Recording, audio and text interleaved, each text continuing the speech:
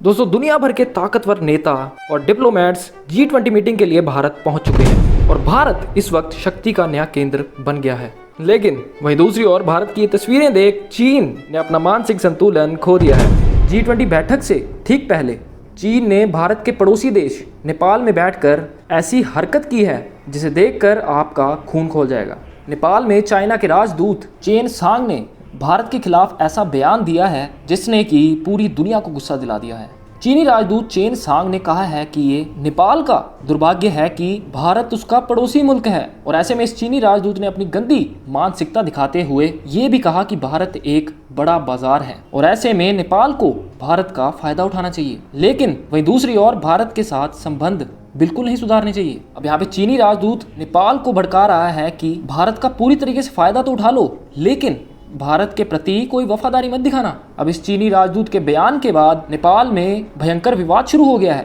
क्योंकि दोस्तों आप जानते हैं नेपाल और भारत के लोगों में काफी आपसी प्रेम है और नेपाल के काफी लोग भारत में आकर भी बसे हुए हैं और इतना ही नहीं, भारत की फौज यानी कि इंडियन आर्मी में भी देश की सेवा कर रहे हैं। और ऐसे में चीनी राजदूत का ये बयान भारत से प्यार करने वाले नेपालियों में गुस्सा दिला रहा है और साथ ही साथ भारत सरकार भी गुस्से में आ गई है और ऐसे में भारत की सरकार ने नेपाल से इस मुद्दे पर जवाब मांगा है और भारत ने कहा है कि चीनी राजदूत से तुरंत माफी मंगवाई जाए। अब ये विवाद इतना ज्यादा बढ़ गया है कि खुद नेपाल के लोग और कुछ सांसद चीनी राजदूत के इस बयान के बाद उनके खिलाफ सड़कों पर उतर आए हैं। और आप ये जानकर हैरान हो जाएंगे कि नेपाल के एक पूर्व मंत्री महेंद्र यादव ने चीनी राजदूत का विरोध किया तो उन पर एक जानलेवा हमला करवा दिया गया और उनकी गर्दन पर एक धारदार हथियार से वार भी किया गया, जैसा कि आप स्क्रीन पे वीडियो में देख सकते हैं। महेंद्र यादव ने कहा था चीनी राजदूत का ये बयान कूटनीतिक मर्यादा का उल्लंघन है और ऐसे में चीन के राजदूत को अपनी हद में रहकर बयान देना चाहिए। अब यहाँ पे आप खुद ही देख सकते हैं कि नेपाल के जब एक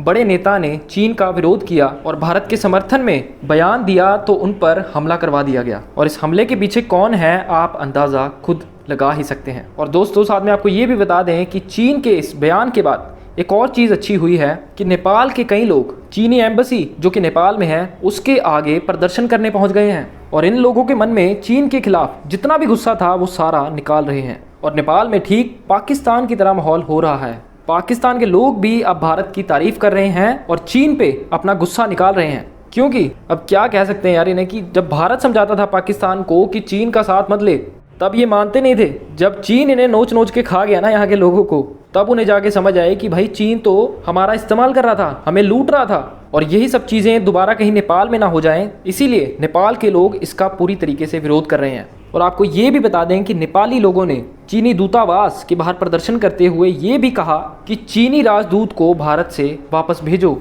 और ये भी नारे लगाए गए कि हमारी संप्रभुता की रक्षा की जाए और हमें चीनी विस्तारवाद से बचाया जाए। और इतना ही नहीं, लोगों ने तो ये भी बोलना शुरू कर दिया कि चीन नेपाल को कर्ज के जाल में फंसा रहा है। अब दोस्तों नेपाल में शुरू हुए चीन के खिलाफ ये जो धरने प्रदर्शन ये भारत के लिए एक बड़ा मौका हो सकते हैं। भारत इन प्रदर्शनों का कूटनीतिक तौर पर चीन के खिलाफ इस्तेमाल कर सकता है। अब बहरहाल इस पूरे विवाद के बाद नेपाल की सरकार का इस पर बयान भी आया है और यहाँ पे नेपाल के विदेश मंत्री ने ये कहा है कि ये नेपाल के लिए गर्व की बात है कि भारत नेपाल का पड़ोसी है और नेपाल बहुत ही भाग्यशाली है जो कि हमें भारत जैसा एक साथी मिला है। अब यहाँ पे नेपाल अच्छे से जानता है कि अगर इस मामले को ठंडा नहीं किया तो लेने के देने पड़ जाएंगे, क्योंकि जनता समझदार है। सरकार कुछ पैसों के लिए बिक सकती है लेकिन आगे जाकर उस चीज़ का भुगतान वहाँ के लोगों को करना पड़ेगा। इसीलिए नेपाल के लोग भारत का सपोर्ट कर रहे हैं। दोस्तों आप क्या सोचते हैं इस विवाद के बारे में, हमें कमेंट सेक्शन में ज़रूर बताएं। फिर मिलते हैं किसी और अच्छी वीडियो में, तब तक के लिए जय हिंद, वंदे मातरम।